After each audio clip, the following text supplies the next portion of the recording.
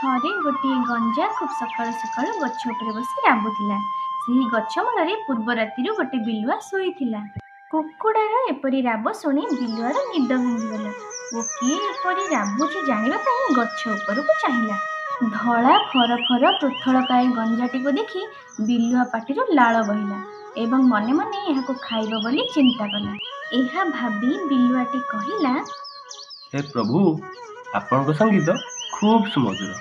ଏପରି ମନମୁଗ୍ଧକର ସଙ୍ଗୀତ ମୋ କାନରେ କେବେ ବାଜିନଥିଲା। ଜୀବନରେ ଅନେକ ପଶୁପକ୍ଷୀଙ୍କର ସଂସ୍ପର୍ଶରେ ଆସିଛି, ହେଲେ ଆପଣଙ୍କ ତୁଲ୍ୟ କେହି ନୁହେଁ। ମୁଁ ଏହି ବୃକ୍ଷ ତଳେ ସଦାସର୍ବଦା ଶୟନ କରେ। ଆପଣ କେତେବେଳେ ଏ ବୃକ୍ଷ ଉପରକୁ ଗଲେ ମୁଁ ମୋଟେ ଜାଣିପାରିନି। ଦୟାକରି ଆପଣ ତଳକୁ ଆସି ଆପଣଙ୍କ ସମ୍ପୂର୍ଣ୍ଣ ପରିଚୟ ମୋତେ ଦେବେ କି? ବିଲୁଆର କଥା ଶୁଣି ଗଞ୍ଜାଟି ହସି ହସି କହିଲା, ବିଲୁଆ, ତୁମେ ମୋତେ